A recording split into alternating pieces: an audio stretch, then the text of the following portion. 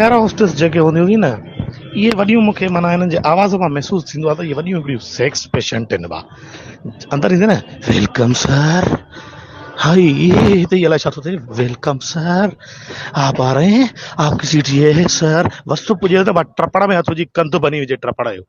एॾियूं सेक्सी आवाज़ कढंदे त असांखे जहाज़ में लहण त दिलि बि कोन थी चए। थोरो शर्म कर यार, असां तुंहिंजा कस्टमर न आहियूं, असां पीआईए जा मुसाफ़िर आहियूं। अलाह अलाह करे हिकु अॻे जहाज़ किरण जो ॿियो आहे भो आहे, ॿियो हवा में तूं नापाकाई थी फैलाए, सुहिणी आहे, उन जो मक़सदु इहो न आहे। वरी ॿियो कुझु करण बि नथी ॾे, वरी हिननि जी वीडियो भरींदे न, डोंट टेक माय वीडियो, ॾंद कढी वा एॾी कावड़ील शिकिल कंदई, ॻाढ़ी थी वेंदई ज़ैतून वांगे, बेहया हिकिड़ी। अॻे सोणी वॾियूं नरम एॾी हूंदी हुई भाई, मूंखे ईअं अलाए छो शक थींदो आहे, जे ॾींहुं मां हिननि जी छातीअ खे वठी ज़ोर ॾींदुमि, आवाज़ कंदियूं पां, पोइ अलाए मूंखे ईअं मतलब दिलि में माना ईअं हिकिड़ो कमीनो अरमान हो, मां चयुमि शेयर कयां दोस्तनि सां।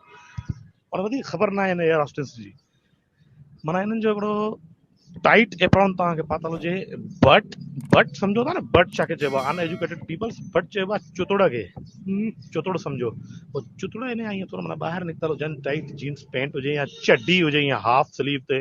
हाणे ज़्यादा मां छोकिरी न आहियां, मूंखे फैशन जी ख़बर न आहे, छोकिरी हुजां त ज़रूरु सम्झां, पर माना इहे वॾियूं सेक्सी एॾियूं आवाज़ कढंदी हूंदी। ऐं जहाज़ किरण वारो हुजई न, आपको घबराना नहीं है सर, हम आपके साथ हैं, ऑक्सीजन का पंप आप अपना पहले पहन ले, ये चाटा कर दिया छा भला मरण वक्त भी।